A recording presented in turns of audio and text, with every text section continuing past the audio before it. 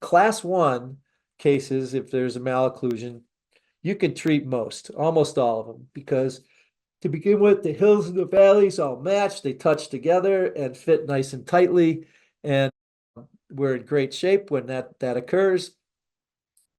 And it's easy for us to address crowding or spacing, et cetera, associated with that. Class 2, bottom teeth are too far back, top teeth are too far forward.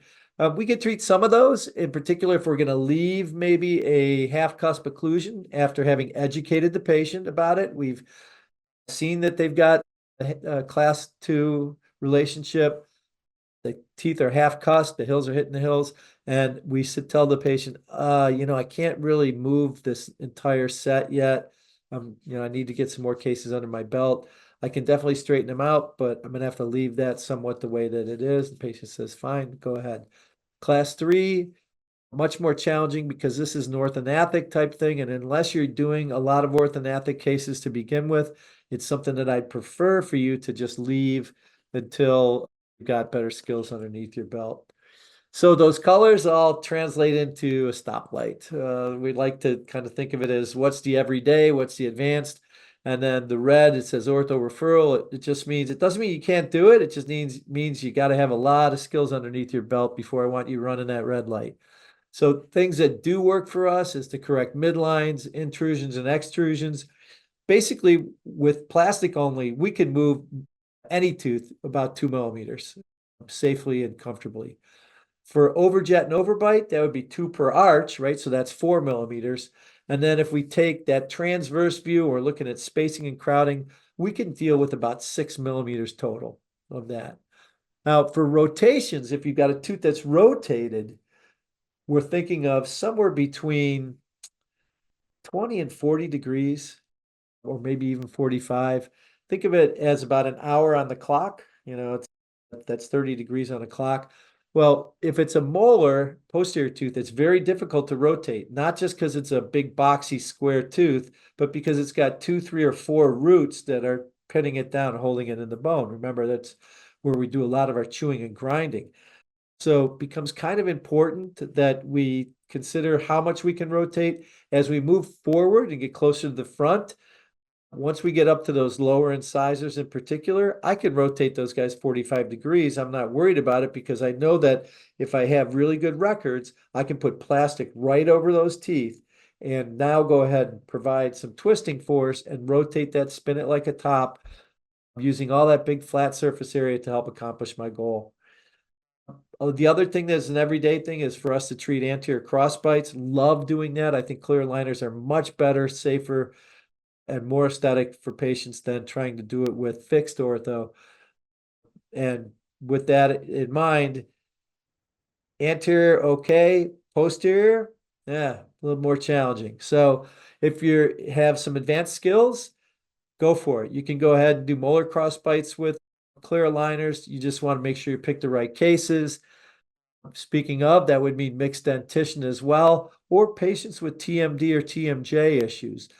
If you understand and treat TMJ on a regular basis, you can definitely do it with clear aligners. It's a great way to do it, but it gets more challenging as the case gets more complex. So keep those things in mind.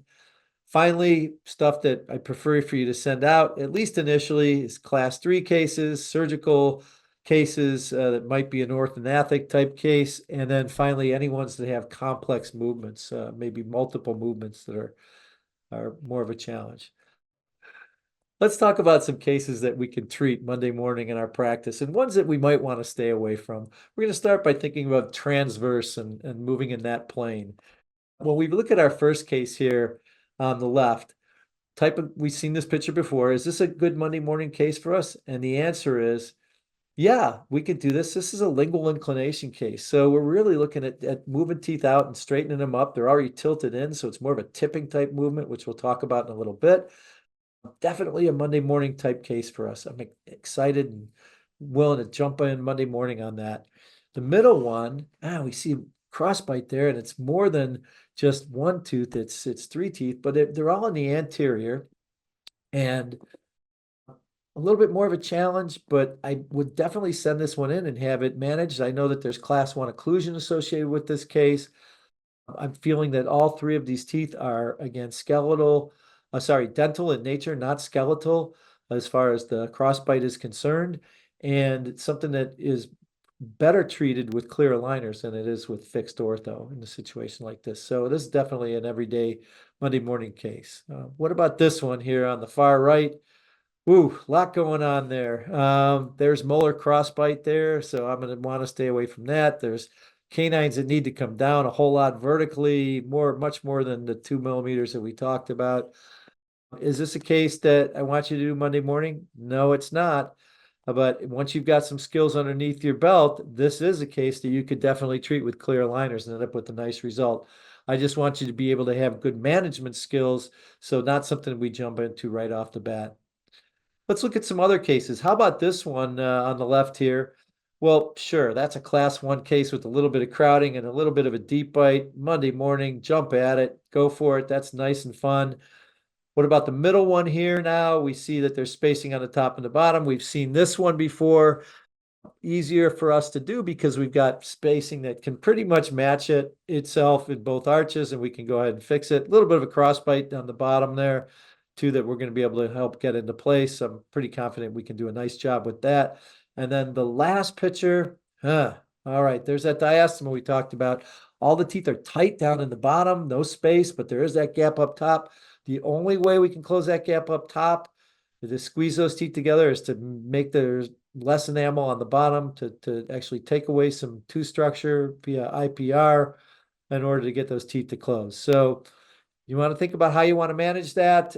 Can you do it? Yeah, you can. A little bit more of an advanced skill set for us, but maybe you want to do it by moving the centrals together, leaving a little space by the laterals, doing some bonding then to get those back to the proper size, or maybe veneers, etc., and not doing any IPR on the bottom, which is the way I'd prefer to do it. Okay, let's talk about vertical now. Well, that's the up and down, right? What about this one? I see that there's, oh boy, that's about 85% on that one too, 90% on the other one. Man, that's a lot. Okay, can I get those teeth down 2 millimeters in each arch and end up with something that'd be better? Sure, that's a Monday morning case for us. We can help line that up and get that looking much better, to get those teeth fitted together properly and manage that bite. Something I'm happy to do. What about this next one? Well, that's an open bite, and I see about 3 millimeters of gap there. That means I'm going to want to get that closed, say 4. Well, that's just inside my range there. I think I could do that, but that's more advanced. We're gonna get some cases under our belt before we do that, because we're gonna upright these arches and end up with some spacing that would be associated with it. We can manage all that, but again, a little bit more advanced for us. How about this next one here? Well, you know that this is arches that don't match. This is a significant sagittal changes that we need to accomplish here. You can't just correct this vertical by trying to, again, pull teeth into a different position. This is the top and bottom arches don't look like they match together. So how about sagittal? Let's talk a little bit more about the back and forth. Well, the first picture on the left, that's a class 1 case with no AP correction. Monday morning, super simple type of thing. What about the middle one? All right, well, you guys remember what we talked about there. Said, hey, if I'm going to have a half cusp relationship and I'm going to leave it, I'm okay with that. I just have to tell the patient why their teeth are this way, what's wearing, and what's going on. I could help align these teeth up a little bit better, but I'm not going to change that half cusp relationship in a situation like this. There's not going to be any AP correction. Great Monday morning case. What about this third one on the right? Well, wow, man, there's a lot going on here. I need to do a lot of expansion. It doesn't look like the arches really match. But guess what? Actually, we can get a lot of expansion and can get a bite like this to fit. We just need to have the skills to be able to do it and be able to manage it so we don't end up with a end-to-end relationship, edge to edge, anywhere when we're all done. Okay, so I think we got a pretty good basic understanding of what are good cases for us. We're going to look at that in more detail with the next couple modules. But right now, I want you to take all this stuff and put it aside because I want you to think of the steps and how easy they are for you to be able to do this. What do you do? Well, first you sit down with your patient and you recommend that they need to get their teeth straightened, and that will lead to a more in-depth consultation, may happen at the same time as your recommendation. And then also at the same time, you may take records or you may schedule to have the patient come back. At the records/consultation visit, you're going to want to make sure you cover some basics with the patient about informed consent so that they know about clear aligner therapy, what to expect, what contingencies could occur, how it all is going to fit and work for them. But once you've got records, now you're going to go ahead, you're going to build a treatment plan, and then you're going to deliver aligners. You're going to monitor the case, which is super easy. Wait till you see how easy it is. Then we're going to finish the case, and we're still not done because once we're finished, we've got to get them into a nice retainer system. Permaform is the one made by Candid and one of my favorites by far. It's got all these really cool features that set it apart from the other systems that are out there, and you're still not done. Guess what? We're going to come back here now, go back to the middle because we're going to monitor that retention. How long? Rest of their life. We want to make sure that we keep those teeth in the beautiful position that they're in so they don't move and we end up with something that looks really nice. You ready for a pop quiz? All right, here we go. Let's take a look at some cases and make just a determination Monday morning or not. Here's Jeff. Chief concern is my teeth are crowded. Jeff actually is an employee at Candid. He's the chief of staff for the entire executive team, and we say he's the Energizer Bunny. He runs things for us, front and back. And said, "Hey, it's time for me to fix my teeth. They're crowded." And I was like, "Yeah, man, I've been waiting to do that for a while because it drives me nuts." And as a dentist, it drives you nuts too. I look at this, I'm like, "Can I do this?" Wow, man, we've got class 1 occlusion. Love that. Narrow-constricted arch. Hey, we're going to help him with his breathing here. Lingually inclined teeth. We know we can upright those without too much difficulty. A lot of crowding in the bottom, more than we see up top. Can I manage that? The answer is yes, I can. And he also shows the incisal wear thing we were talking about. So we're going to help improve that. Monday morning case.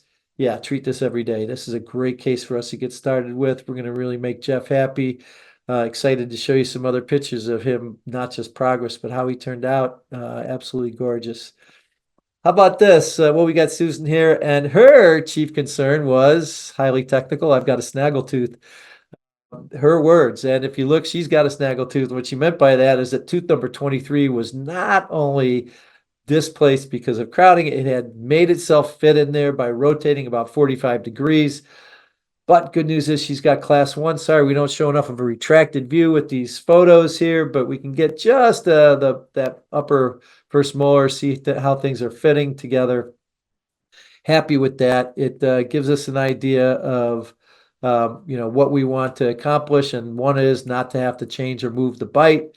So I can rotate those teeth. I know that part of the issue is that she's got a Bolton discrepancy. There's too much tooth mass on the bottom compared to the top, and we have to do either some IPR or make some space up top and address it that way. Case we can do every day though, Monday morning. That's a Monday morning case. How about Stephanie? Her concern, and again, you're noticing that when I say concern, this is always in quotes because it's the patient's reason for coming in quotes of what they say.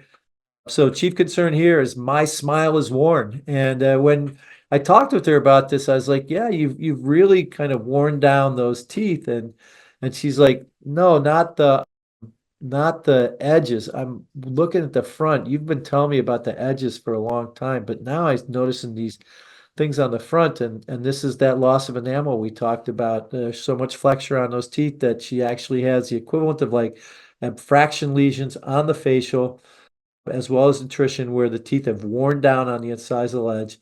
So she does have a worn smile, but she's class 1 again, looks beautiful. She had, if you look carefully, a tooth taken out in the bottom front when she was younger to help accommodate everything and make it fit together. They did a nice job getting everything to kind of fit, but she still has this envelope issue, reverse smile line associated with it, meaning that it goes upside down. Her front upper teeth, the central and lateral incisors are worn. which gives us that funky kind of look. It almost looks like you're always frowning. We can address that.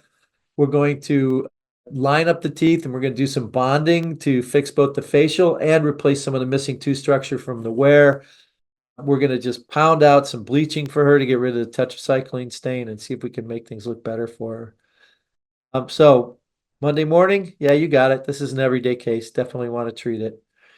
Okay, and now we got Mary, and we take a peek at this case. Her concern was, I have upper and lower crowding, and no doubt you do.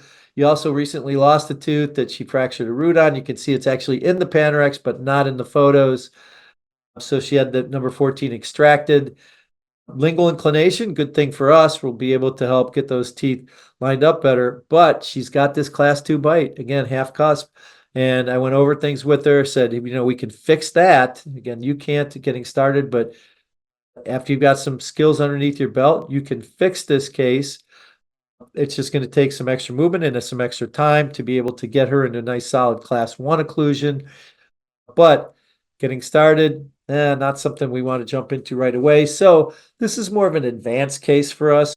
Definitely not something I want you to dismiss, but once you've got a few underneath your belt, then you're comfortable to be able to jump in.